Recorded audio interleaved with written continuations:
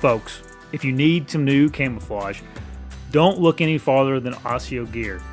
They have a great line of products that covers everything you could possibly need at a very reasonable price, especially if you use that code ECHO15 that they offer all of our listeners.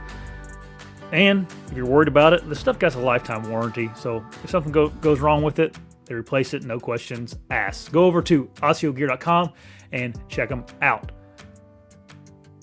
If you need some new broadheads, you got to check out Razor Broadheads.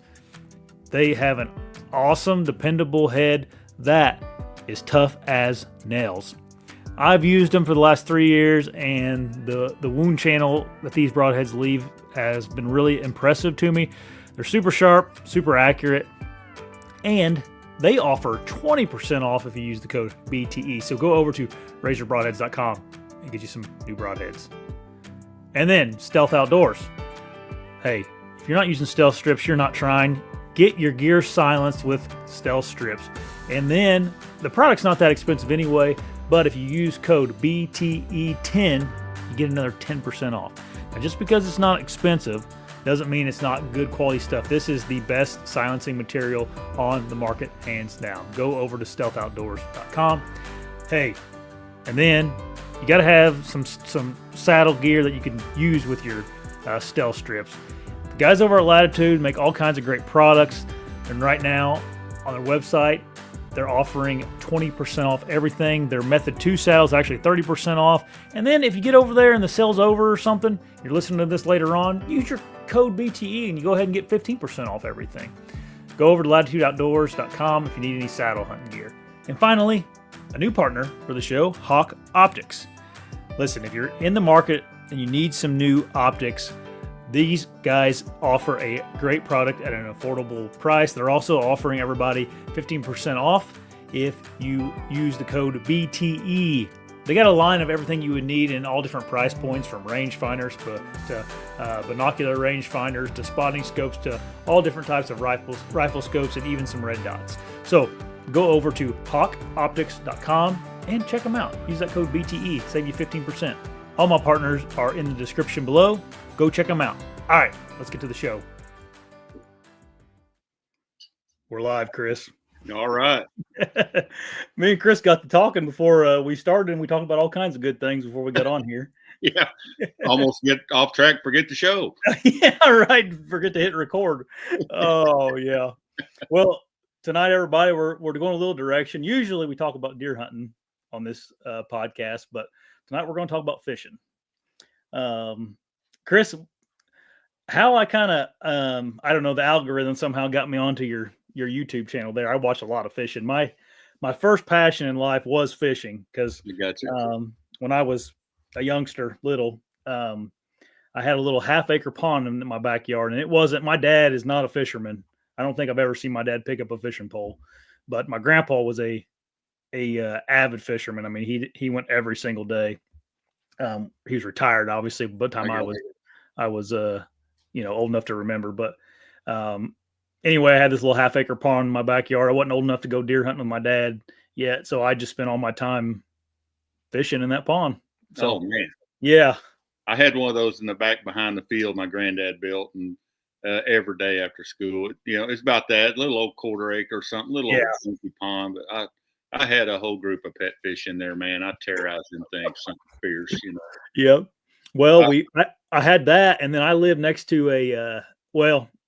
pretty much lived next to it. I was probably a quarter mile from it, but it's a small lake. It's about 150 acre lake I live next to too. So once I got a little older and I could ride my bicycle down the road, I'd take off down there and fish from the bank there too. Actually, probably shouldn't say this on here, but there's a next to the lake, there's a fish hatchery. I fish in there a lot too, but I don't know if I was supposed to be doing that. Hey, whatever, man. Nobody ever said nothing to me. I wasn't hurting anything, I don't think, but it was good fishing in there.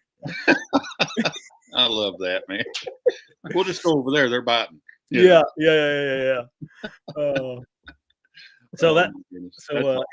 In high school, and then I started fishing some tournaments with a kind of an older gentleman that took me under his wing, and I kind of continued that until I was about, 27, and I stopped fishing tournaments, just got life got busy with marriage and kids and all that stuff. But now I got boys, and they're getting to where the one's getting kind of interested in fishing, and now I'm like, man, give me a good reason to go buy a boat and start fishing again. So there you go. There you go. They like it. It makes it worth it, man. yeah, So, yeah, nice.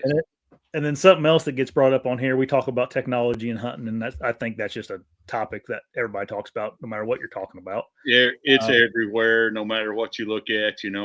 I set tile for a living. I guarantee you there's some old tile setters out there that are just about to lose their mind because of all this new tech stuff these guys use. That's not tile setting. That's just crap, Yeah. It's even some new systems we have for waterproofing. I bought it for years and years, and finally I was like, I want to get on board, man. And now I look back and go, man, that was dumb. Yep. So everything has that going on in it. Yeah, it seems like it. Every time we talk about it on the show here in a video, we talk about maybe trail camera or cell cameras or drones or whatever the case you're talking about. No matter what, in the comment section, someone brings up like, you ought to see what is going on in the fishing world right now. And so here like, we go. Yeah. So I'm like, well, I want to talk about fishing a little bit. It's about that time of year anyway, getting to be, Heck yeah. Yeah. Well, nice. So, anyway, Chris, your YouTube channel is Aspiring Tournament Angler Chris Johnson. Mm-hmm. Where did that come from? Well, the way it goes is, I've been an avid tournament fisherman my entire life. I've been fishing tournaments since I was 11 years old. My dad was a competitor, avid tournament fisherman, and did extremely well. Fished with another guy in our area that did extremely well. And so that's all I ever dreamed about being, was a professional angler. That's all I ever wanted from the time I was 11 years old. That was it. And there was never any other thing that I'm like, this is what I want out of life or anything like that. So, but just as you said a minute ago, you head out into life in your 20s, you start going at it, and next thing you know, you get married. Next thing you got a few kids, and you're working, you're trying to make a living, you're trying to keep your dreams alive. And the next thing you know, you've spent a lifetime pursuing what you wanted. And for me personally, I was always pursuing it. I did extremely well locally, regionally. I was doing really good, but to be honest, I never was doing as good as I wanted to do. I never made it over the proverbial hump into what I would call a professional angler, Mm-hmm. And so that's how I kind of made my channel. I just haven't ever given up. I'm 50, I'll be 55 in May, and man, I'm still burning with it, just like I did when I was 13 years old. It's like, this is what I want to do with my life. Even though, the majority of my life is, half over in a scheme of things. It's still I'm like, man, I just figure out how to make this pro fishing thing work, Yeah. And so when I started my YouTube and my Facebook page, Aspiring Tournament Angler, I was like, that's what I've been my life. I've been an aspiring tournament angler my entire life. And what I realized was, and I'm extremely proud of what I named that, because as I've gotten older, I realized just how fantastic that journey has been. And I'm okay with being an aspiring tournament angler. I don't have to do that, what I thought I had to do all of my life. I've already become who I wanted to be in the scheme of things. And so I guess what I'm trying to say is, it's okay to just aspire to do great things. Along the way, great things are happening, whether you recognize them or not. And then some great things will happen too. Yeah. You'll go, oh man, winning that tournament last spring was a dream come true. It was just to walk away from that and go, wow, it was everything I thought it would be. Yeah. You kind of start reaching a point of going, what if I do finally win one of these big tournaments and it doesn't turn out to be everything I thought it was going to be? That's terrifying. But it ended up being everything I thought it could ever be. So that's kind of how I made the name, and that's why. And I'm going to be an aspiring angler till I die. Whether I make it or not, I'm still trying to get there. Yeah. And Chris, that's why I wanted you on here. Like, I don't have guests on here very often. It's oftentimes just me and my buddy Dan or my buddy Patrick that's on here talking. But like people that are super interesting to me is who I like to come on here. Well, And like thanks. your YouTube channel and stuff, it's just like there's nobody else in the bass fishing world that like talks about the stuff you do anymore. Like if you guys go over, I left it in the description, your YouTube channel, but like you talk about like the nostalgia of fishing a lot, which I love that because like at this particular moment in time, that's all I have. I don't, we just bought a boat last week, but like I just think about that stuff, like the good old days. And Yeah. then your take on equipment's really interesting to me because you talk about some of these old fishing reels and rods you got, and I'm like, oh, I remember my grandpa having a setup like that, Yeah. Yeah. And then you were talking about just your aspirations of being a professional angler. We were before we got on here, we were talking about social media and stuff and YouTube, and it kind of gives a guy another outlook to kind of in a way be a professional fisherman or 100%. you know 100%.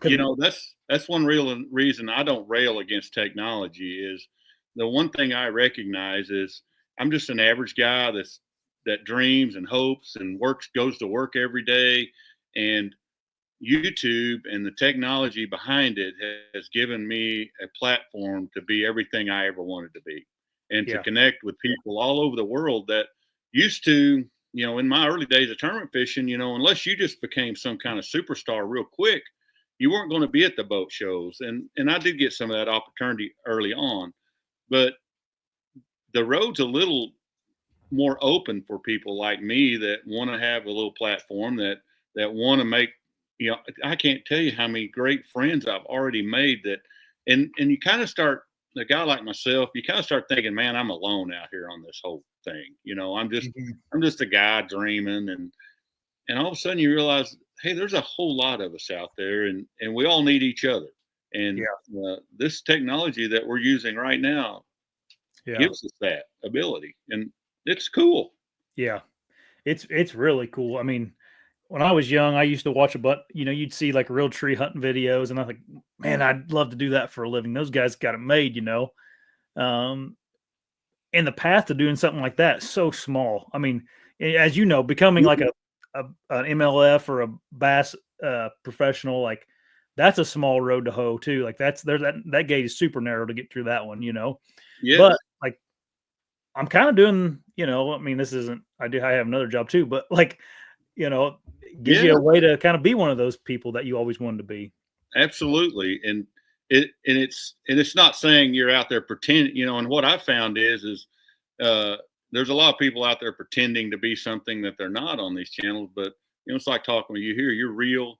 I Mhm. try to be real, and the people I meet are real, and we're all digging that. And Yeah, so authenticity is what I've noticed is ultra important, and people are looking for that. They're just so tired of the other stuff out there, yeah, and that doesn't seem that, there's nothing to support whatever. There's yeah, so it's really interesting. So yeah. It is. It's neat. Okay, let's start talking about. I got a whole list of things to I oh got man, down here. heck yeah, I, so we're my audience is mostly hunting guys, and I think it's super or something I'd like to understand a little bit better is like how you become a tournament angler, and like uh you mentioned you won a big tournament. It's been was it a couple seasons ago now? last April I won a Last April. Bass Nation event. Yep.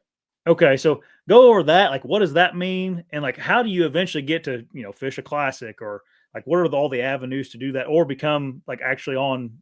I don't know, is it the tour, or like become an MLF? Uh, Yeah, there's a lot pro? of different, in today's world, way back when there was really only two avenues. You had what the Bassmaster Tournament Trail, and you had what was called Red Man back in the day, and it's still kind of like that. But the objective is to start at the lowest level. So a lot of anglers back in the old days would have started at Red Man, which were 1 day events, very regionalized.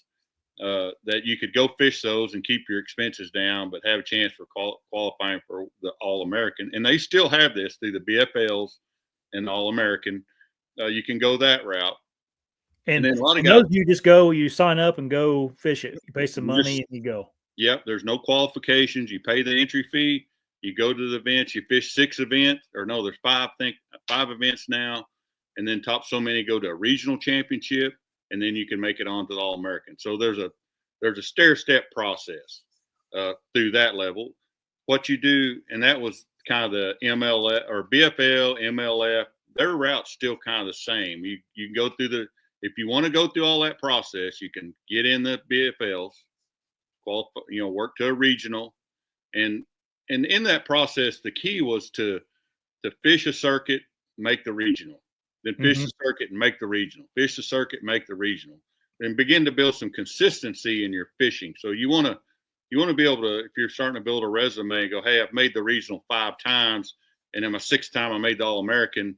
Now I'm going to step it up to Toyota Series, and so you step up another level. Which in the Toyota Series, if you've got the money, you can pay and get in those the same to qualify for the BPT, the highest level out there through those ranks. Bassmaster works really the same. And Bassmaster has what they call the Bass Nation.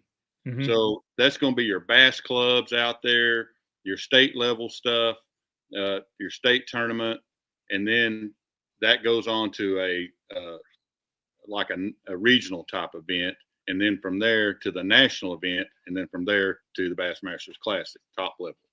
So it still works that way, except for now they have the regional events are called qualifiers. So you can either pay an entry fee and get into a qualifier, or you can work through your state tournament and get into a qualifier. And there's so many guaranteed spots from the states to get in a qualifier that are guaranteed for each state. So your state people that want to just fish a club, go to their state tournament, and then go to a qualifier or nationals. It gets a little confusing here.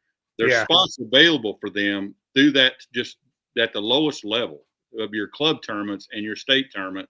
You could go straight to the national championship.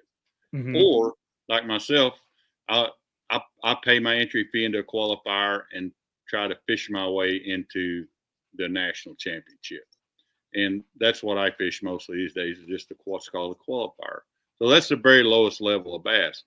But at that level, at the national championship, you can earn a berth into all the top 3 places can get a chance into the opens, or the top place gets a berth into the Elite Series. So you could fish your club tournament all year long, just basic on your home lake, go to your state championship, win it, go straight to the national championship, win it, and be on tour fishing the Elite Series and go to the Bassmasters Classic. That's the avenue bass allows at that level. Or you can fish that level, or you can say, hey, I'm just going to fish the opens. So Bassmaster has 2 different series of opens. You can go fish those tournaments, and then they're way higher. Like these qualifiers are $400. The opens are $2,000. You fish all those. Let's say you place high in the point standings, and then you fish through another 3 tournament kind of gauntlet at the end. Top 11, I believe, from it goes straight to the Elite Series. So you can go a lot of different paths to make all these things happen. It's just which one you choose to do. Yeah. So, and that's an immense amount of information there, and it can get really confusing on the route, and how it works. But what percentage of the guys that are, fishing the Elite Series are like go that route to get there? Or is there I know now you have, when I was young, we didn't have high school tournaments and stuff, Yeah. I graduated in 2009, or at least I didn't know about them if there was, if they didn't have them in my high school. But now you got high school and college, they started the NCAA has fishing tournaments now. Is there an avenue through there too that you can go kind of like you do in other professional sports, A little bit through the college, most of those, the high school, my wife's the youth director for the state of Arkansas. So most of those you can go to a high school national championship. But it kind of ends there. You're not going to earn a berth into a college type, thing. But what it does do is if you fished through your high school, and let's say you've made, again, goes back to building a resume. So you fished through high school, you've made 2 or 3 national championships. So you fished 2 or 3 BASS national high school championships. You're now already, as an angler of 15, 16 years old, you're already building a resume going, hey, I'm a competitor, and you go win the national championship, you win scholarship money, then you step into college, and then you start going through that route again, and maybe you win, through the college level, they have one angler that can work through that whole series that'll go on to be in the classic.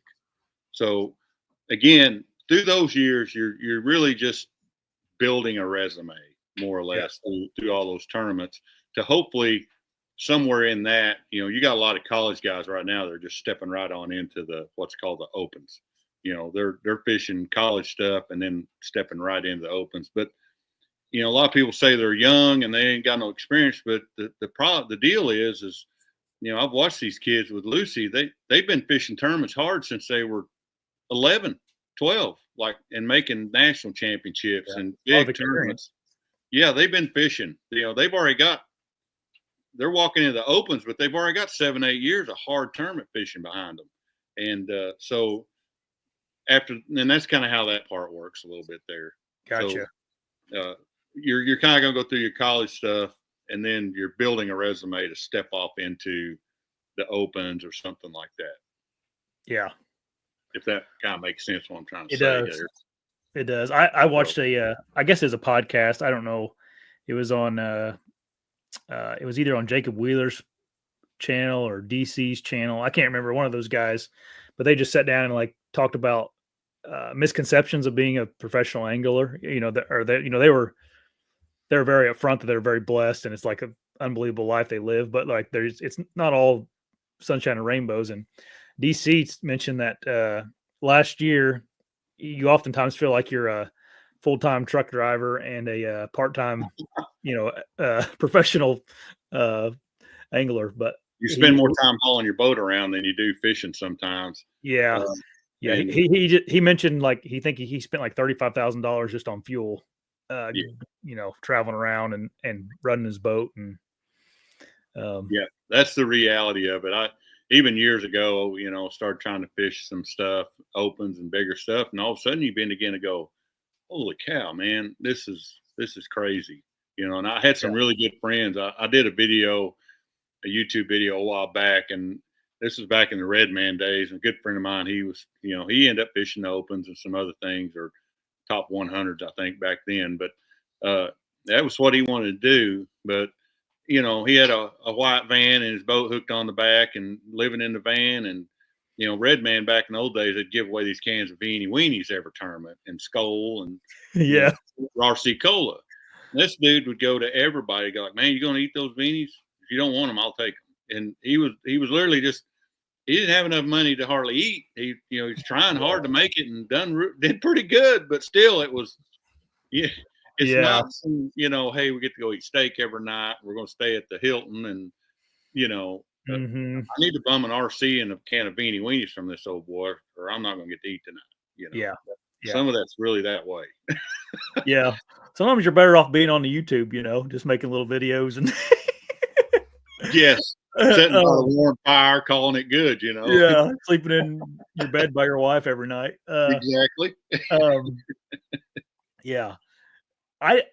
Obviously, I'm in Indiana. It's not like a superb bass fishing state, but we got Jacob Wheeler lived here or whatever. Yep. And then there was a guy that lives next county over. His name was Mark Dove. He did real well in fishing. Yep. Yeah, remember him? Yep.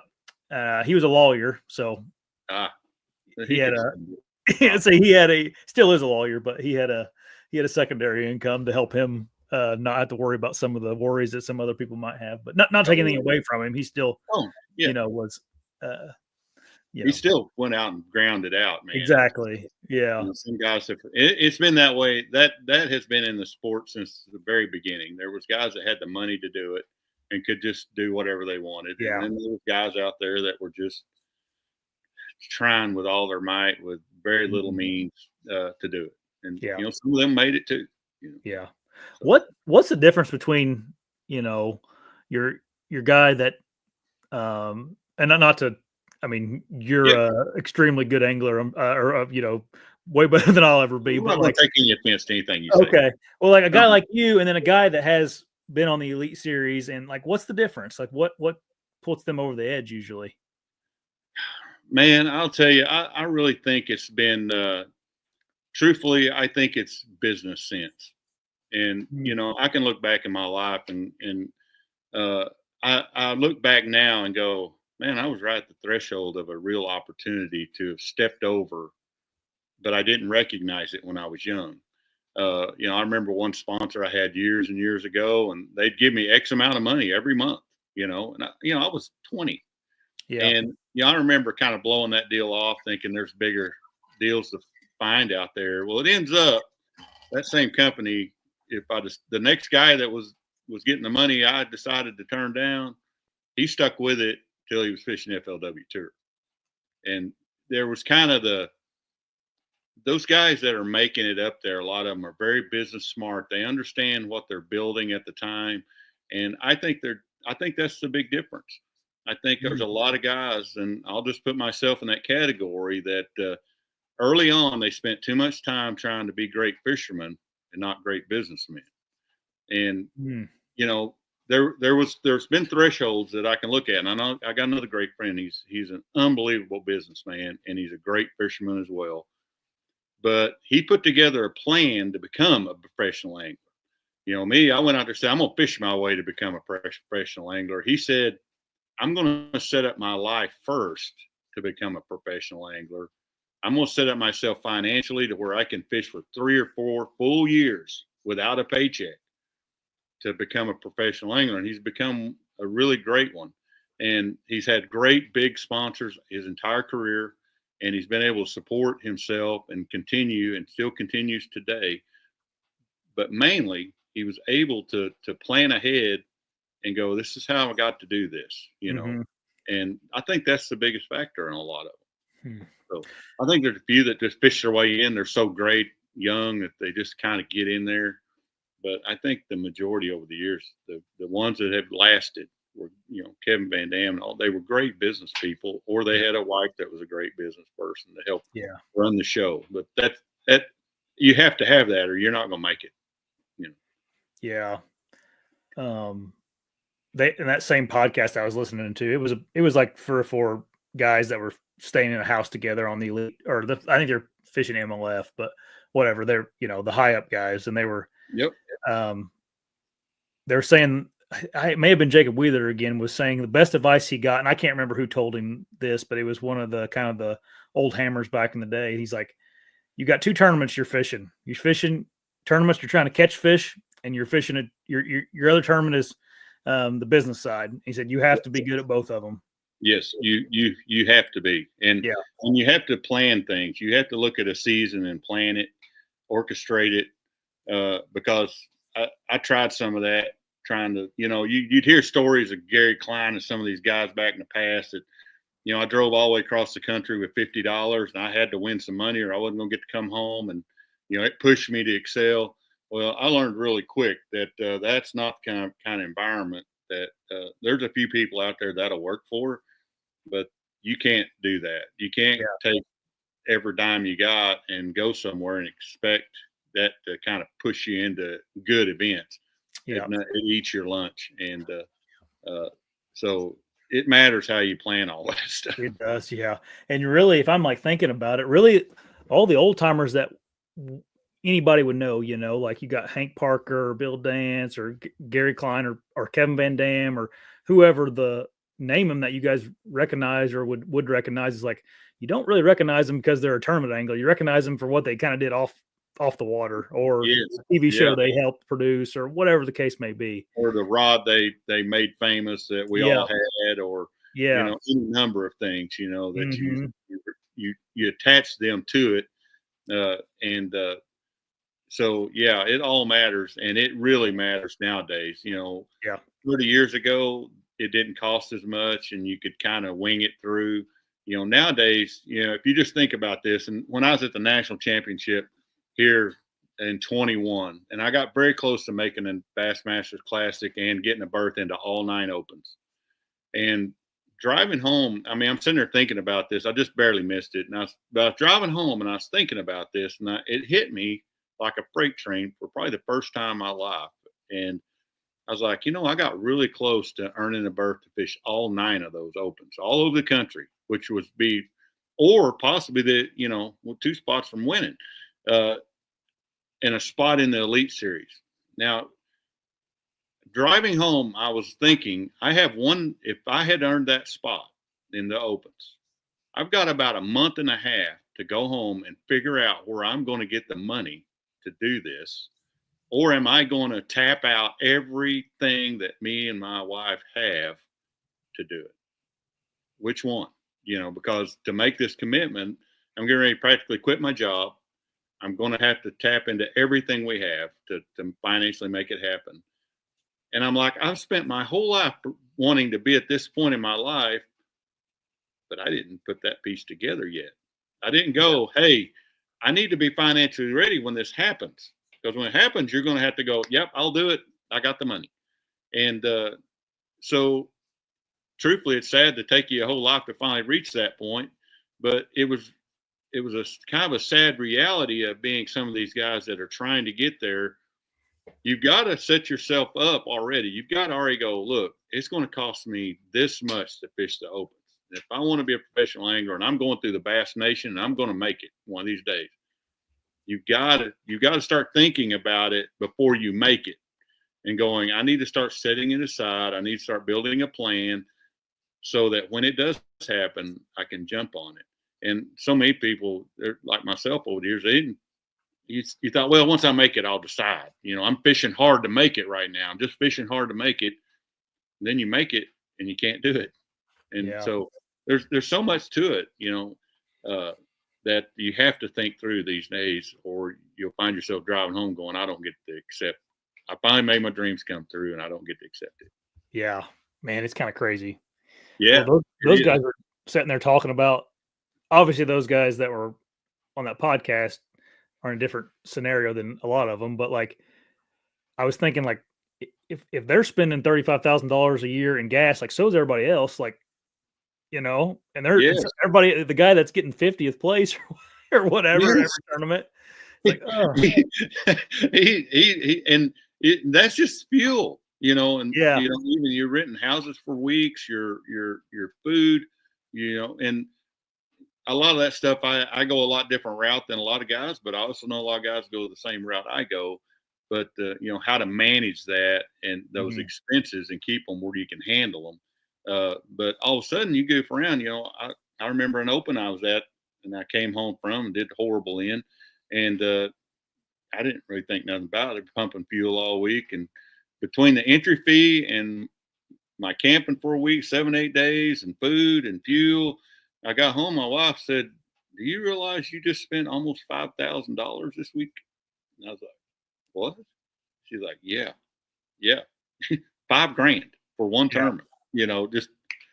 And I was like, "Holy smokes!" I was pumping fuel. I'm filling her up, and then driving. You just don't think about how much you're spending, and that's not even doing it full time. Yeah, right. Yeah, and I assume that's where like sponsorships and all that has to help a lot. Oh yeah, kind of thing, yeah, big time. All right, so that's the tournaments. That's how, like, if a guy, and we have like in Indiana here, I think it's around the country. I think USA Bassin, which is that, does that lead into one of those smaller? I don't think so. I think they lead up into their championship. I don't know for sure what those does. Usually most of them do have some pretty big championships, and there's some really big regional, by regional, I mean 4 or 5 state things or bigger ones that really turn into some great championships. And again, those are all great as well. I used to fish one here called Central Pro-Am in our area, and there was guys coming from 5 or 6 states. And all those are great routes for building yourself, like building your resume, learning how to fish other bodies of water. You've got to learn all that stuff when you're fishing. And those also give you a good way to get your feet wet on how to manage the financial side of it and to get to pre-fish and, multiple day events and all that thing.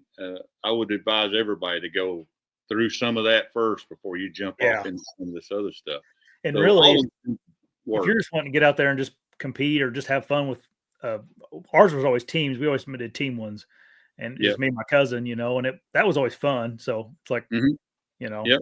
And a lot of the team ones, Bass has a lot of team circuits are affiliated all over the state, nation, actually. And one of those guys through all those affiliated circuits will go to a Bass team championship, and one of those guys is going to go to the Classic. Yeah. So there's some opportunity there as well. You just have to look at all the fine print on your circuit and see what they've got available and what they're doing.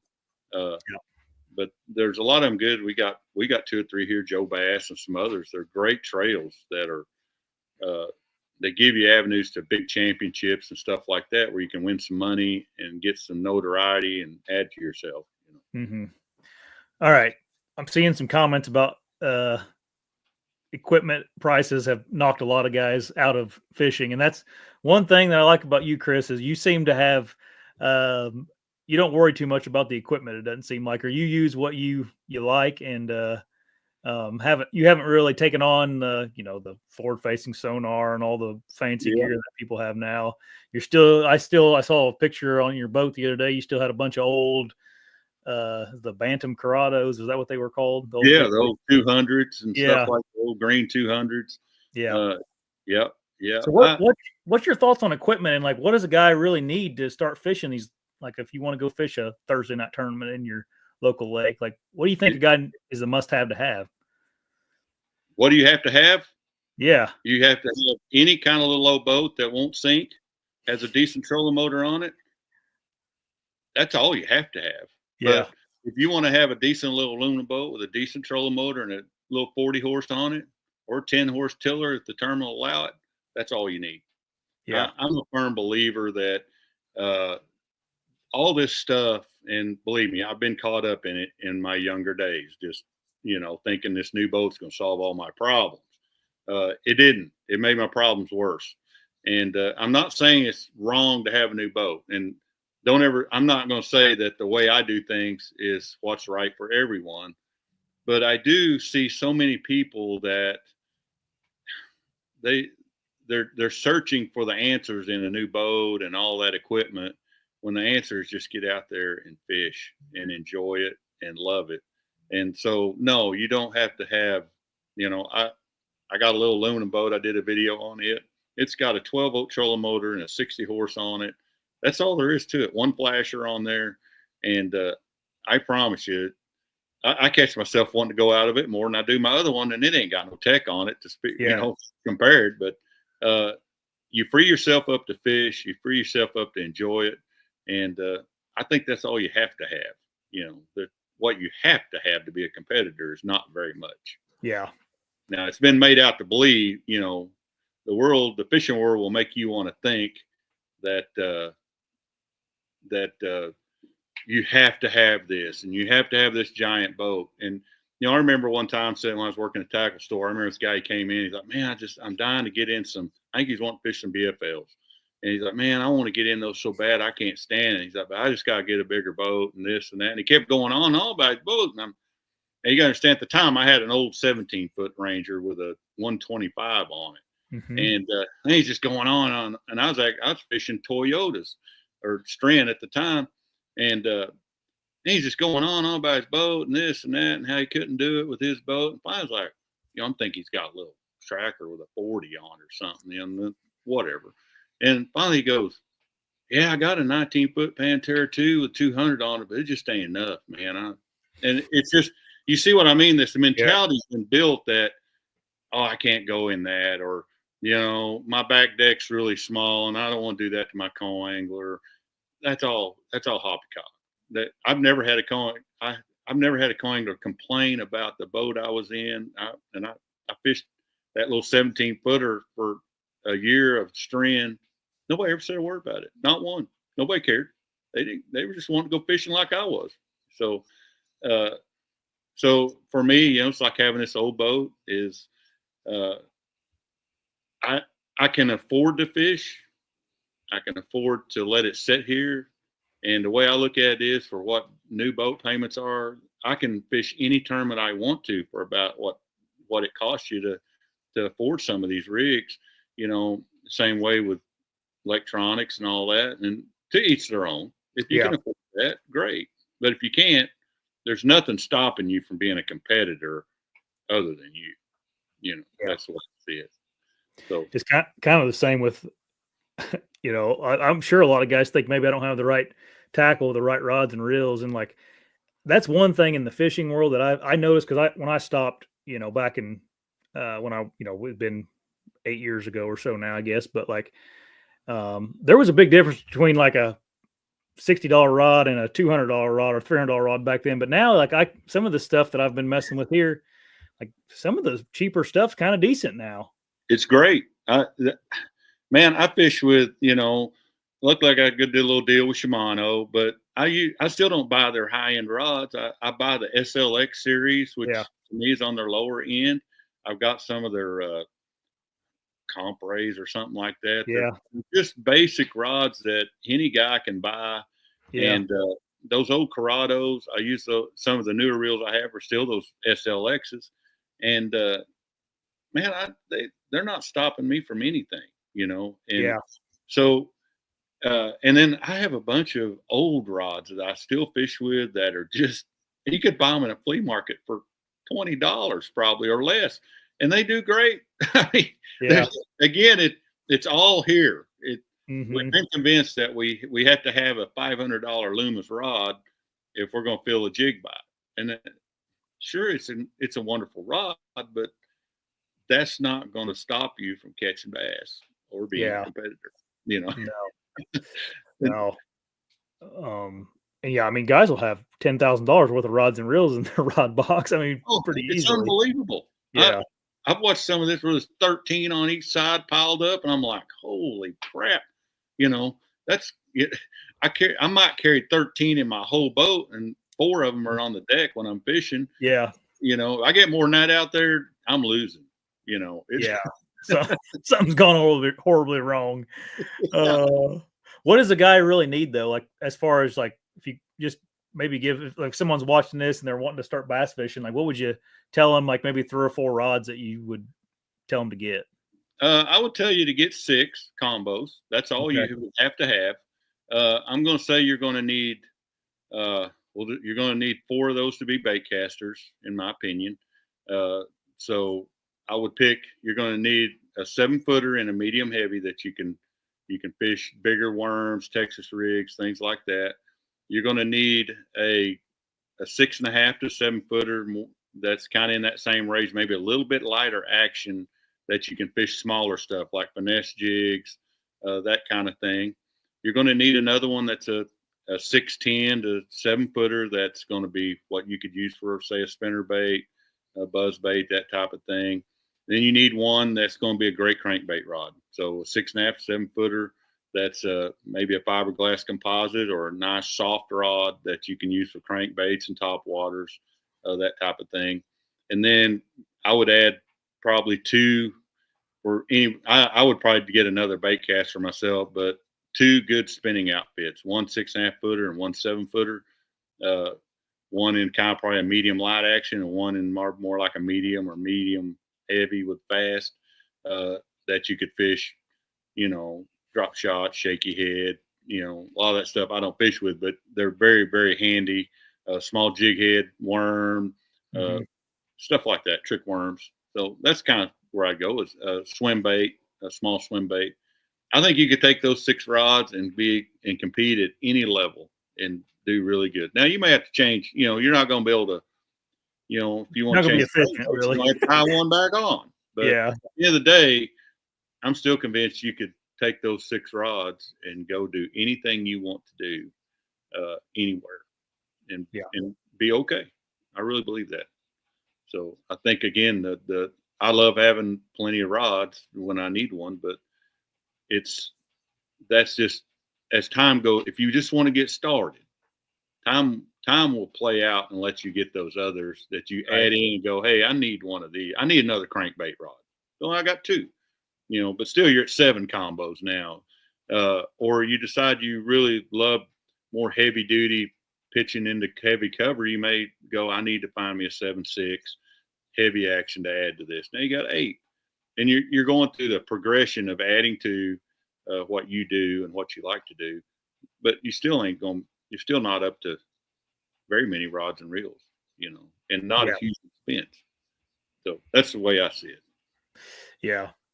Yeah. And we oftentimes, I'm guilty of this. Like you think like, man, I need to spend $2,000 to get all this stuff. It's like, well, buy one this month and then wait 3 or 4 months and buy you another one or whatever, Yeah. I would do it just like I did as a kid. I went and I bought one, or, I got one for Christmas, and then I got another one. I had two, and then I finally saved up enough money. I bought my first long handle 7-foot bait caster on my own for $49. I fished that thing for I don't know how long. Yeah. And just slowly was adding to, and Yeah. fishing out of a flat bottom boat with my buddies and 2-mans, but it all worked just fine. I think you could set up that way and then add to as you go, as you begin to see what you need. Yeah. And build you a really great arsenal of rods and reels without having too much excess and not breaking yourself, in the meantime. So, because it is a significant expense. Like rods and reels even the cheap ones are expensive. I mean, you're still like, you can have $200. That's a cheap setup really anymore. I mean, yep. And you can quadruple that pretty easily or more. You can go off the top, and unfortunately, if you go into your local tackle store and say, "Man, I'm looking for a good jig rod," and he's probably going to take you down the path of $350 best thing they got in there, and that's their job. But you probably would have been just fine with the other, Again, and don't take me wrong in this. I love fishing equipment, rods, reels, tackle. I got way too much, but I've got 40 years invested in cabbaging onto stuff too. So. Right. I found that because I got this boat, I've been tinkering around trying to find setups and stuff again. But like, man, there must be a lot of guys that buy stuff and then they realize like, oh crap, either I can't afford this or I don't need this, or they quit fishing, because there is actually a lot of rods and reels and stuff on Facebook Marketplace. Oh, yes. Yeah, that's where I'd go to looking. I wouldn't, if I was starting today, I would spend all my time on Facebook Marketplace or flea markets and go, I'm going to start watching, and you'll find some stuff crazy cheap, great equipment, and could set yourself up for a third of what it would cost you otherwise going retail route. And it's all just like you said. And what's happened to a lot of people is they've went out there. It's just like, say you're getting ready to get started fishing, and they just run out there and spend $2,000 or $3,000 on equipment that they were told to buy. And all of a sudden they bought a bunch of stuff and realized, I don't like this rod at all. It doesn't feel good to me. I don't like it. I don't like the way it feels. It ain't for me. And now they've got you start pushing it in the corner. And so I think you're better off to go a little slow and get your hands on some stuff, go to yard sales. And I've seen guys buy some of them old Corrados, and sure, they're old, they're bulletproof, but buy them for $25. It's the best tool that was ever made in all the time for $25. And you can buy, like, I mean, if you're a little bit mechanically inclined, you can buy like replacement bearings and stuff for them for almost nothing online too. If one's rough or something. Yep. And I was on Facebook Marketplace the other day. I had this one set up and I won a tournament with it, and that's the reason I like it so much. But it was a Skeet. Remember the old? I'm sure you do. Everybody remember this. The Skeet Reese yellow rods. Yeah, I got two of them sitting right over there on the boat. Oh, really? Heck yeah. Well, I had his flipping stick, and I had a braid on it, and I was flipping mats we had on this one, and it was like 12 pounds for a 5-fish limit. It wasn't in this little lake we have tournaments on, but that won the tournament. And I was obsessed with that yellow rod, and I got on Facebook Marketplace the other day. I'm like, I wonder if they got any on Facebook Marketplace, because they don't even make them anymore, and they're kind of old rods now, Yep. And guy had 3 of them for $20 a piece on there. Exactly. That's about what I was like, dang. Yeah. They're I think it's their floating worm rod or weightless worm rod is the greatest wiggle work rod that I've ever thrown in my life, other than some old Daiwa cranking rods from years ago. And I had a buddy of mine, he had them, I think $25 a piece. I bought them both. I broke the one. I had one, I broke it. So and it wasn't because I shut it in box lid in my rod box. You know, it was stupid, but Mhm. still, I got $50 these 2 rods, and they're right over there. I fish with them practically every tournament. When Yeah. it's springtime, you know. Yeah. So you can find some deals on there. Oh heck yeah. Yeah, eBay too. I float around there a little bit. There's getting a little hard to find deals on there, but Yeah, there's people looking for money on eBay a little bit, you know, yeah, but there's still stuff there. You can find the right one. Or yeah, if you see, you can, at least there, you can kind of go, I'm looking for an exact rod. yeah, And so, you know, there it is right there. And I'm willing to pay a little more for it to get it, you know. yeah. So, So one thing that got you a lot of attention, Chris, and on that tournament you won was your equipment that you had, and yep. specifically your Lowrance flasher there. You got your Lowrance hat on. It looks like is that the forward facing sonar symbol they got on there on that? Yeah, from 19, I don't know, about 68. Yeah. So, yeah. It's, Yeah. So I guess uh, can you talk about that and like the popularity that kind of got? And I think a lot of people are kind of thriving for that kind of a guy winning again, you know? yeah, it was pretty amazing. I was blown away by all that, you know. And truthfully, you know, it's just the flasher's what I've always fished. It's what I grew up fishing, and I've always had one on the front of my boat. And so, yeah, I buy them. I've got a couple spares that still run, so to keep them going. But I've got that Lowrance a 2230 up front, which has 2 different scales on it. So as shallow as I fish, it works a little better. And then I even have an old school LDT 3001 surface temp gauge up there on the front on my bow, just like we did back in the old days. And I just enjoy fishing that way. I don't want to be distracted by anything other than I know, you know, I won't lie. I love the sound of that hum of that thing is spinning and watching it flash. And, you know, growing up with it, I really learned to understand what it's telling me when I'm watching it. And I'm just comfortable with it. And I love what it brings to me. And I love the joy of, you know, understanding what that means, how the flash is and the thickness of the bars and the, you know, whether you're on a ledge or a break or shallow water or mud, and and breaking that down in my mind as I'm looking at that flasher every now and then and going, and I just love that.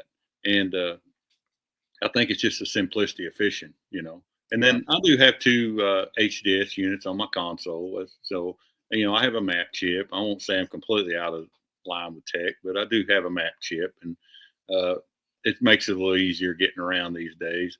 And then I got one just regular old down graph, you know, like this little color graph over there, and another flasher in my console in the dash that I use for running and stuff. Yep. So just real basic, everyday stuff.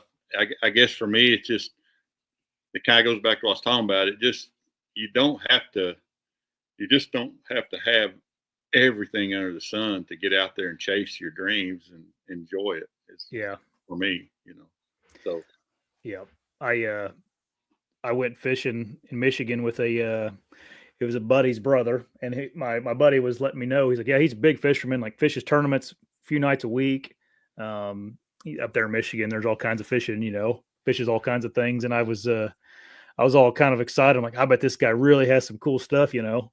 And he pulled up and he's going to bring. I didn't bring rods and reels up there or anything. He opened the back of his truck. He's like, you can pick out, you know, whatever you want to use. And he just had some like Bass Pro Shops, like tourney special rods and stuff like that. And I was kind of like, oh wow, you know. And then we caught fish just as easy as if he would have had, you know, $500 or $600 stuff. And yes, then yeah, and then this boat I have, it doesn't have electronics or anything really. Well, it does, but one of them didn't work, and just yeah, whatever, it needs updated or something that works. And I called him. I'm like, what do you think I should get? You know, because I went down to Bass Pro and was tinkering with all the different brands. And I actually liked Lowrance the best as far as user friendliness. To me, it seemed easier to use. And of course, the people down there, they're like, you need a 12-inch screen. You need that. You know, that's what you need at least. And I'm like, oh, all right. You know, maybe, I don't know. I haven't used this stuff forever. And I was poor back when I was fishing, so I really didn't have anything that good back then. But yeah. I called him and I'm like, well, I was thinking about getting the HDS 12. Just get that one, you know, and maybe next year I'll buy another one if I feel like it, if I like it. And he's like, biggest one I got's 9 inches. And he's like, that's plenty big for me. He's like, Yeah. I fish 160 days a year, Yeah. you know? I'm with you. Yeah. I'm with him. I think I got an 8 and a 7 over there on my console. HDS 7 and 8. You know, they're not big at all, and you don't need a guy. Again, you can. The sky's the limit, but you also what you have to have is. You know, I mean, I can do just as good with my 7 as I could on my mapping. You know, it shows me everything I need to see. Yeah, and you know. I will say this too, just talking about Lowrance. Was able to earn a spot on Lowrance's pro staff this last year. And it was really nice. And I got to give them kudos for looking at a guy like me and going, we're not going to expect you to change everything you do. We're not wanting you to buy all your stuff. Represent our product. We're here for you. When you want to get some new stuff, if you do, then let's do it. And so it's been kind of nice that a company recognized the simplicity of the way I fish, but they didn't ask me to change who I am or anything like that. They appreciate, what I stand for against their company. So I better throw that, just saying, it's nice. It is. Yeah. What are your thoughts on in the fishing world, you can't even turn a page over without seeing something about forward facing sonar. What are your thoughts about that? I mean, is it the end of the world or fish? I mean, you hear people think fish will adapt to it. The whole that's taking anglers off the bank a little bit and spreading people out. Like what's going on over there out in the water with it, you think? Yeah. I go back and forth on this, and I 100% do, like I'm not a hater. I don't want to be a hater. I won't say it's not frustrating watching it sometimes and watching how it's kind of unfolding on our lakes. I have my own opinion that I believe that in time, it is going to change our lakes and rivers severely from a catch standpoint. I think that once we kind of breeze through these fish that have been easy to catch, I think we'll see some tough times. I just think it's going to change fish because I know how fish act under pressure. And when they get pressured everywhere, eventually we're going to see it get tougher. But hey, that's part of it. I don't know anything to change it. I'm not for banning of things. To me personally, I think it is changing our fisheries. I think that, and I go into this. I know some places that I've caught bass all my life, like pre-spawn bass or even fall bass. And there's no bass making it to those areas. I think they're getting targeted before they ever get there. And I think it's changing their habits a lot of that type of thing on how they move. So I think that's all going to add up in time. I really do. But everything we've all done fishing wise over time has changed the fish. So in the scheme of things, that's how it's going to be, Yeah. So I don't have no desire to use it, to learn how to use it. I know too many of my good friends that the truth of the matter, what I see more than anything about it is how many bass fishermen are getting disenfranchised with the sport because of it. So in other words, they're they're competitors. They've been great fishermen all their life. They got the technology. Now they're finding themselves torn, but from who they once were to who they're trying to be. And they're constantly on this. They're constantly trying to decide if they're going to watch their scope or if they're going to fish shallow. And they're just indecisive all the time. And as well as I do, there's nothing worse than being undecided on anything, whether it's fishing or life. If you're torn between how you should go about doing things, you're going to go crazy. And I see so many guys. You would not believe how many guys that stop in here at my house and visit.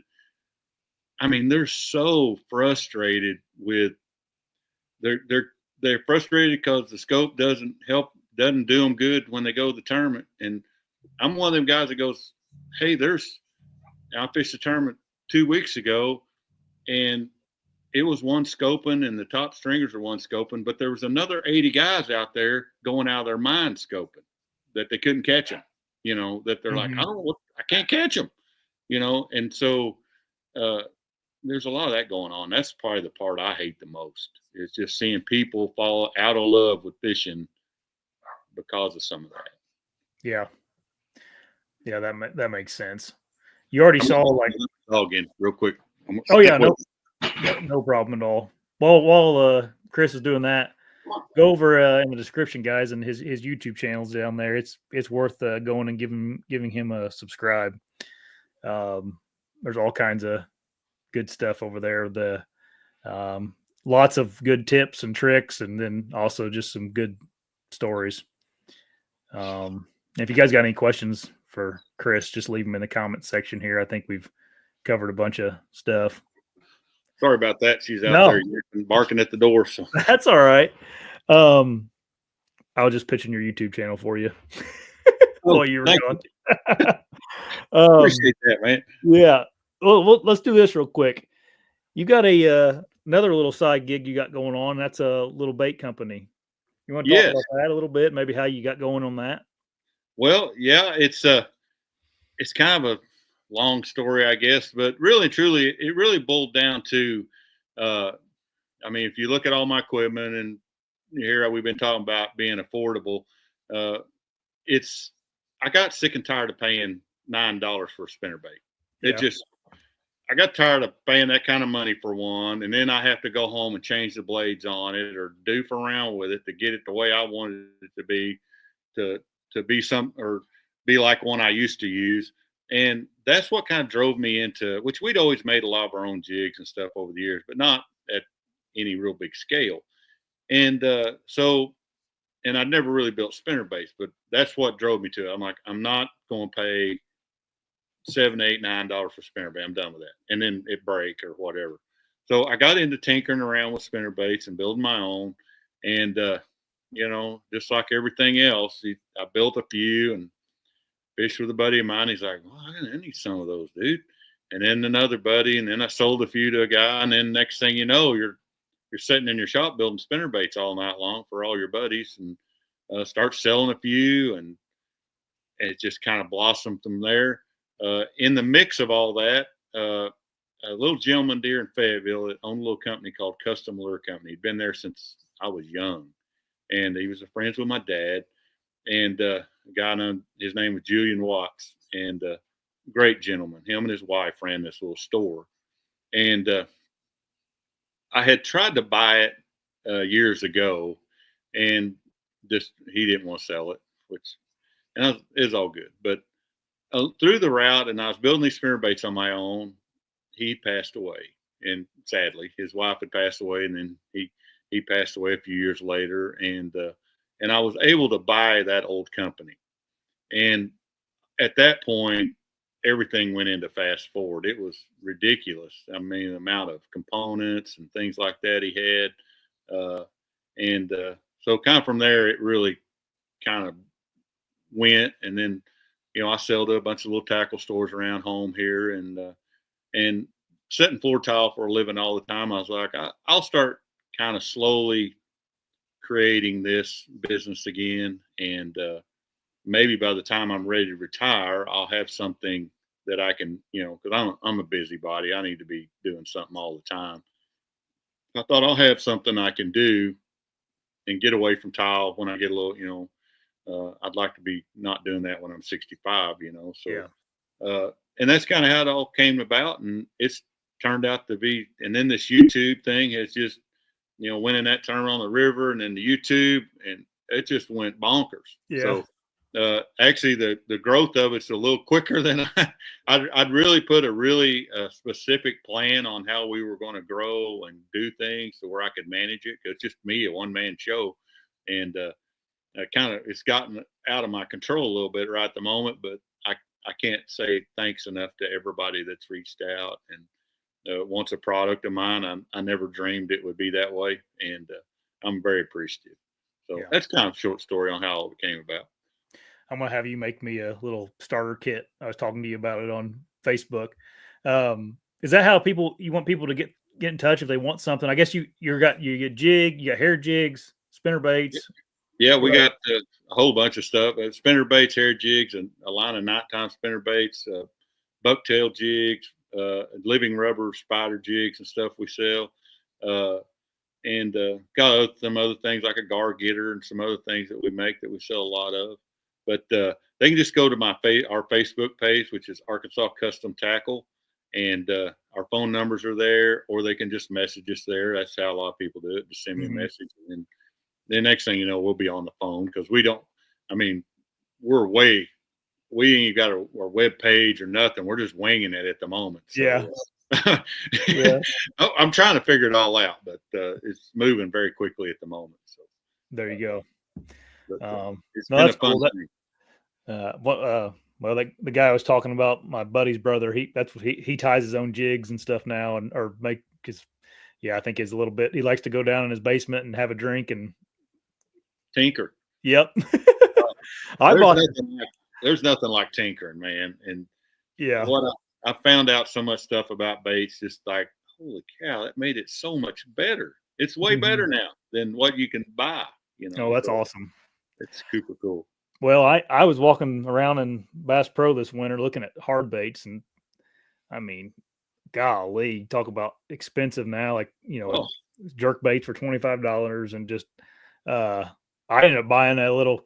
Like, I got everything to where we could paint our hard baits. My wife's are all artistic, and got an airbrush, and you can buy blanks for way cheaper than what you can buy a actual bait out of the lure for. Yeah, I do YouTubes on it, but man, I bought like 5 Shad Raps, like number 7 Shad Raps the other day at flea market for $3 a piece. Yeah, they're $9 at the store all day long or more. I got 5 of them. Yeah, each, it's and they're just as good, maybe better. Yeah. Yeah. Oh, that's awesome. Well, I appreciate you getting on here and talking to us. We had a couple questions. We always kind of do questions at the end, Chris. You bet, man. You bet. Veteran outdoorsman, he says, Chris, what's your go-to method or lure you like to use? Oh boy. Man, that kind of depends. I probably man, I don't know. I will say I don't know that I have anything that's just, man, I have to. If I'm going to have to just catch one, I'm probably going to fall back on a spider jig with a critter crawl on it. Like, man, I got to get a bite. I did a video on that jig head ringworm on a jig head. Like, I just have to get a bite of some sort. One of those two, I'm probably going to fall back on. They're both small baits that, like, let's just settle down and catch one. Yeah. Another lure that, man, I got too many of those. Is an old a black bucktail jig. I don't know how many times I just get slow with it, and a 3/8 bucktail jig, and just it'll get you a bite. It's all said and done. Probably one of those. You got some cool videos, and I wish you make some more of these. By the way, here's you from a viewer. You're like I think you called them like your top 10 videos where you yes name your top 10 crankbaits or ones you got to have. Yep. That was helpful. I need to do some more of those, like on even I could get a little deeper on spinner baits or jigs. Probably my jig one would be a good one. I ain't never done one like that. Yeah. What you cannot have without, So yeah. Oh, you could even do like trailers for your spinner baits or jig trailers. I mean, you could do. I mean, there's unlimited things you could do. Yeah. The biggest problem I'll have on some of those is you're gonna get 2 items. Yeah. My fishing is so ultra simple. I think most people it drives crazy because they're like, that's it. That's all there is. I'm like, yeah, that's it. It's not. I get confused when I get too many colors. I keep everything really simple, like ultra simple. But but I'll do some more of those. Those are fun anyway. Yeah, they really make me think too. That one on the crankbaits, I really started settling down, trying to figure out, and you got to narrow this down a little bit somehow. Cause I had a whole pile of them. It's kind of like on that turn to lures. Like I got too many that I go, man, you got to have. This is one you have to have. Have to have it. All right. Billy Davis asked. He says, "Chris, do you walleye fish Detroit River and Lake St. Clair smallmouth?" You ever get I up there? do I used to walleye fish quite a bit here on my home lake of Beaver because they started stocking it back in the late 2000s and actually early 2000s, I mean. And they came on pretty good. And my wife, Lucy, she really enjoys trolling for them. So we'd spend a lot of time in the late spring, early summer trolling for those things. And we enjoy eating them. And so I have done a little bit of that, but that is it. And I have never smallmouth fished up north. I'm going to go to Lake Erie on a nation qualifier this year. It'll be the first time I've ever been up that way, and I'm looking very forward to it. Some of my best fishing days have been up there on some of those lakes. Oh yeah, I can't wait to go up there. It's going to be a blast, you know. Yeah, it feels different up there though, man. You don't. I mean, it's kind of scary. I mean, for me when I was young, it was a little bit intimidating going up there on those big lakes. I bet. I tell you, I'm dying to get this 390 out there on Lake Erie and get in some big waves just for fun. And just, Yeah. You know, I told my wife, I said, I'm going to play the song of the Gordon Lightfoot, the wreck of the Edmund Fitzgerald, and I'm going to head out there for a little while.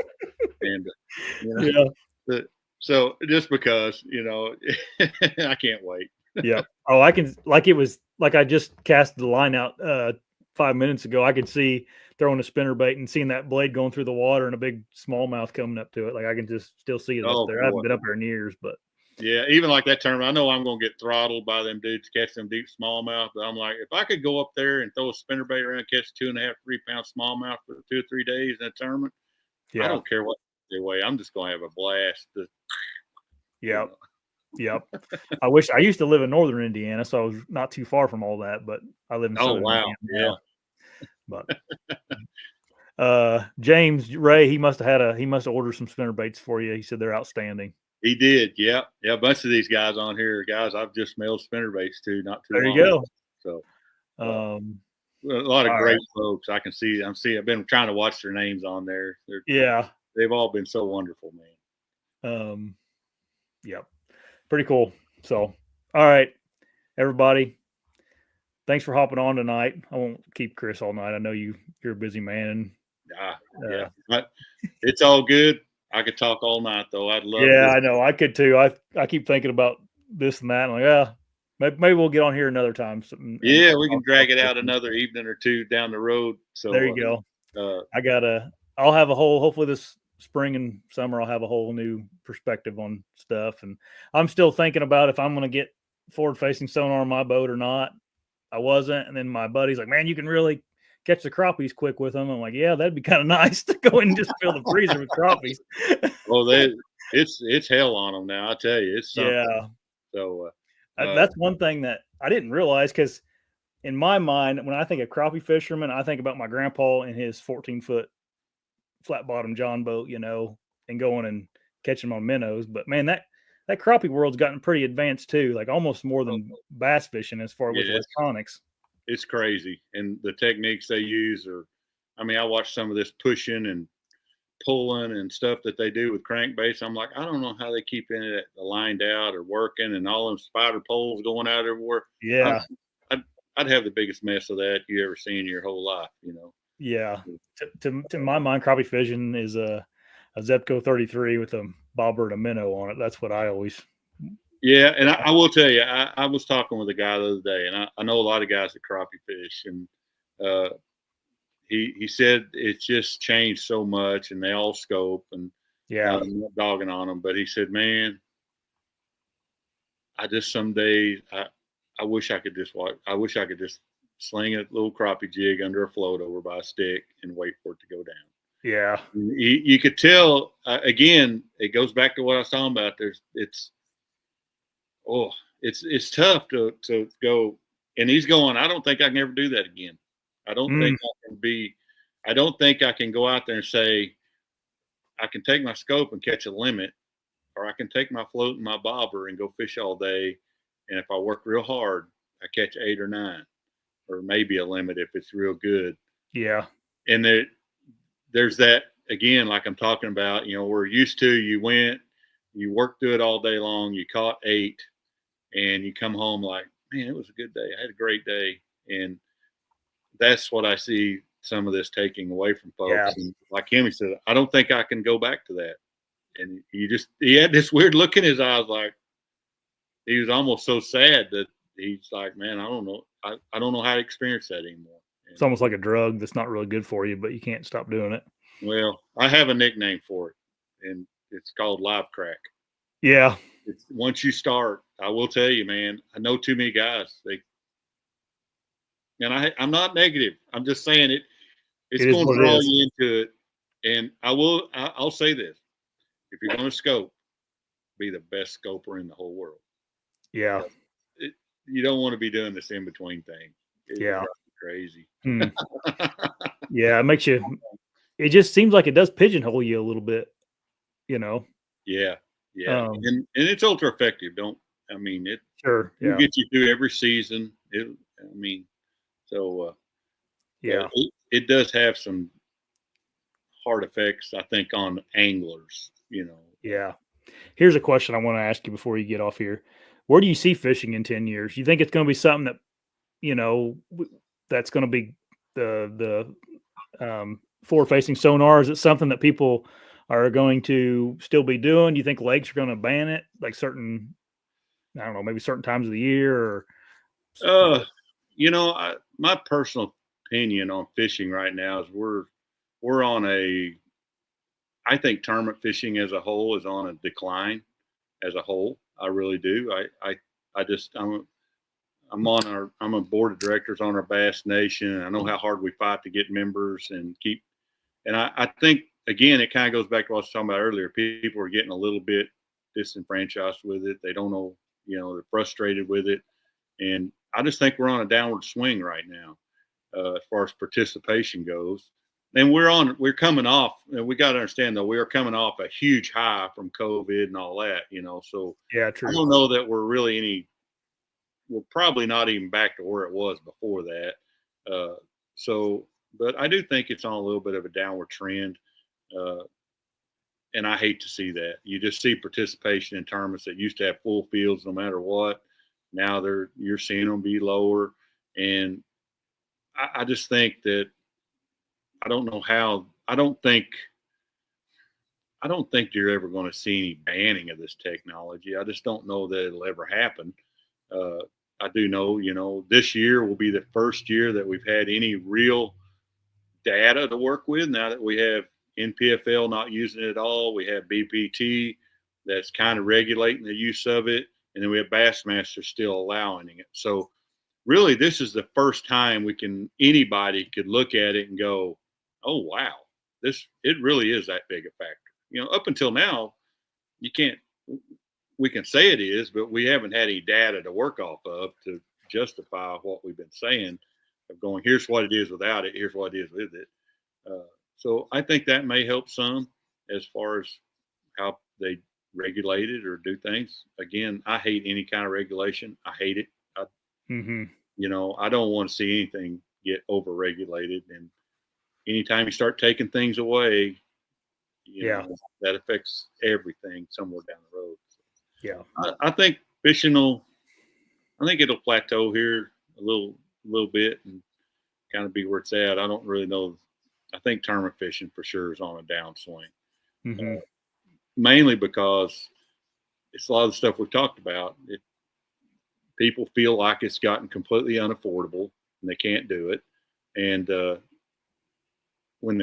it's kind of a mind game a little bit. So, and if people think they can't do it, then they'll quit.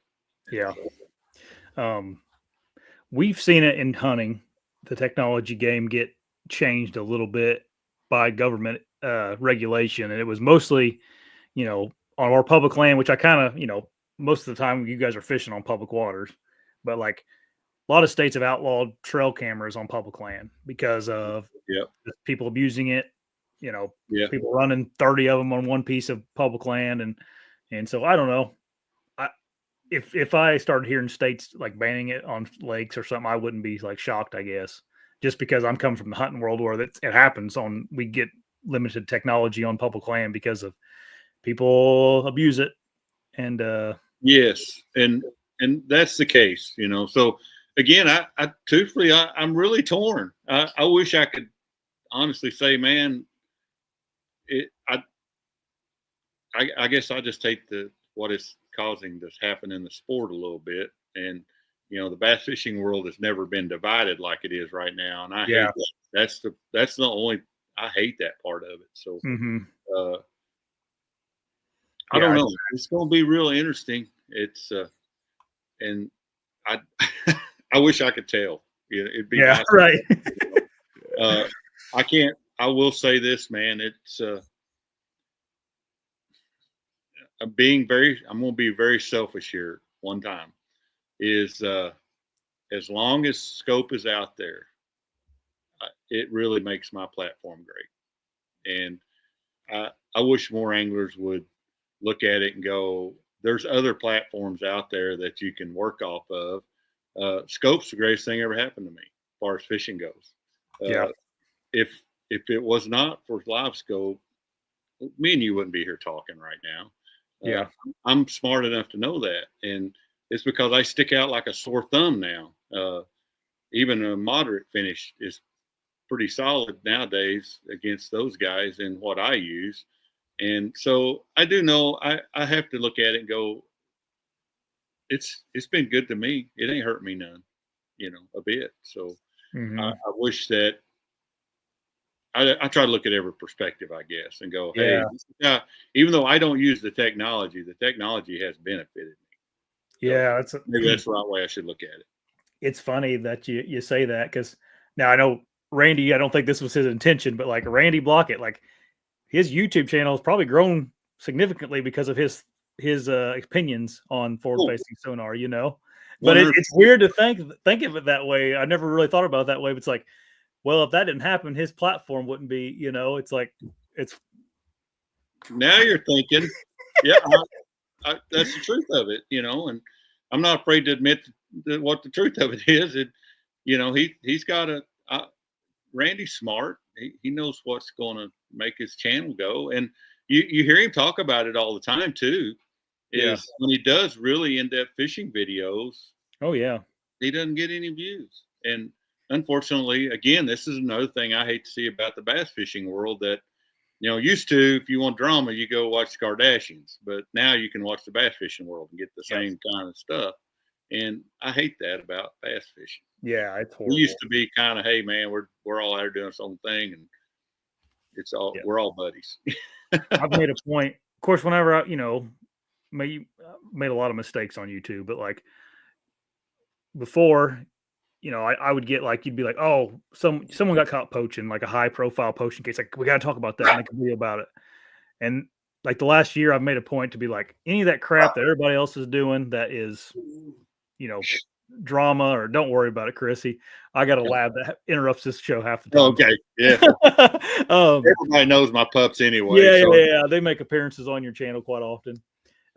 But it does seem like that. And it's something I've been cautious of the last year on this channel, is like, if it's not going to put the sport in a positive light or move it in a better direction, then no reason to make a video about it. I could, like, there was a kid named CJ Alexander that got caught poaching, is like the number 3 buck in the world. You could have made a 500 videos on that, and all of them would have got all kinds of views. But I'm like, I'm done with it. Like, just who cares? Don't draw any more attention to it than it needs to happen.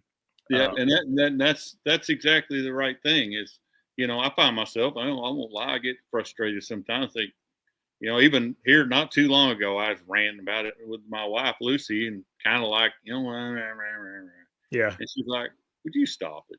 Just stop that. That is not.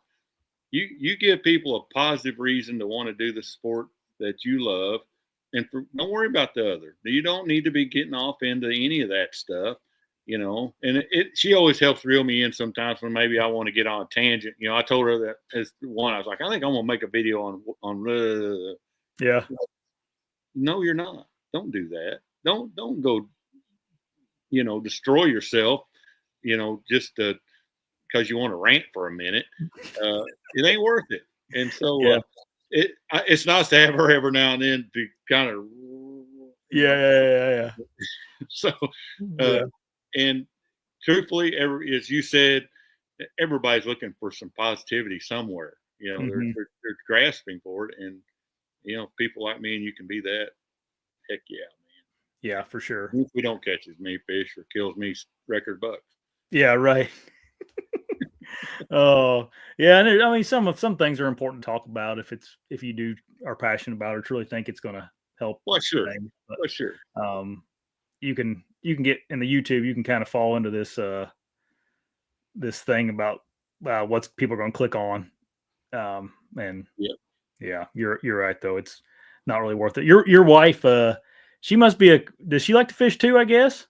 Oh, a little bit, not much. You know, when me and her met, it'll be 30 years here, uh, April 1st for us. And 30 years ago when we met, you know, I was chasing tournaments like crazy. And she was like, what in the world is this stuff you're doing?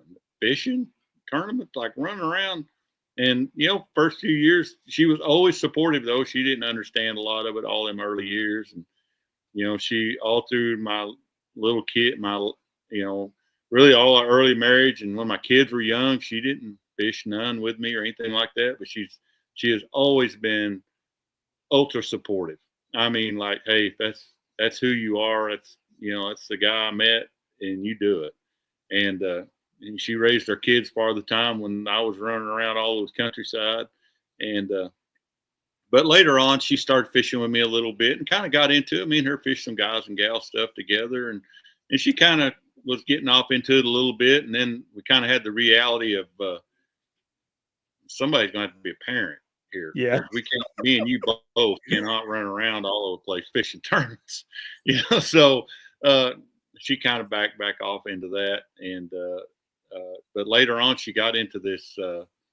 Youth fishing, which my youngest son, I have three kids, two daughters and a son. He got into, you know, me and him would fished a lot when he was little, and then he got into fishing high school tournaments, and then she became the youth director, and through all that, we fished a whole lot for a lot of years with them and boat captaining, and that kind of became her passion. Was for her, it was a little bit, she'd watched my young life, you know, all my life trying to do this sport and how to break into it and how to get people to help you. And so she really I really didn't know it, but when she got into this high school thing, I mean, she had a lot of passion for helping these kids. You know, I was the nerd kid in school. I didn't play sports or nothing. All I wanted to do was fish.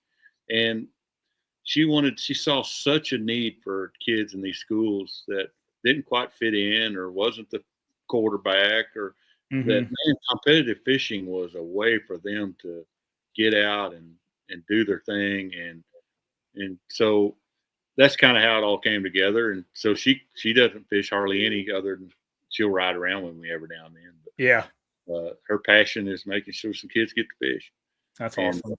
give them a chance that they might have not ever had in any fashion otherwise. Yeah, So, women are, or at least my woman. It sounds like your woman is. They're a lot less selfish than we are. oh, 100%. Yeah. You know, there's some times I'm just going to tell you right now, there's some days back there that I can look back and go, she should have put her foot down and said, we're not doing that. You're not Yeah. going to that tournament. We can't afford it. You're not doing it. But she never did. Yeah. Not once. She dragged them kids to, my kids practically grew up at the Prairie Creek boat ramp at Prairie Creek every Saturday and Sunday, every tournament, drag them halfway across the country to wherever I had a tournament to watch me weigh two fish in, Yeah. you know, or, you know, we're, Yeah. we're, we're finally getting to the point of like, she doesn't think when I'm calling that it's, hey, you need to come get me. I'm blowed up my engine and I'm plumb down here in whereverville. And Yeah. you can go get my truck at whatever and bring it to here, you know, because for a lot of years, you know, something's broke and Yeah. I need you to get me some batteries, or I need a trolling motor cable, or who knows what. But she was Yeah. always there. Yeah. All right. Well, that's probably a good thing to end on there. Yeah. So, everybody, thanks for hopping on tonight. Go over to Chris's channel. Go order some baits from him too. There you So, go. so Thank you keep all. keep him in there tying knots and stuff. Yeah. So. All right. Thanks, everybody. Have a good night.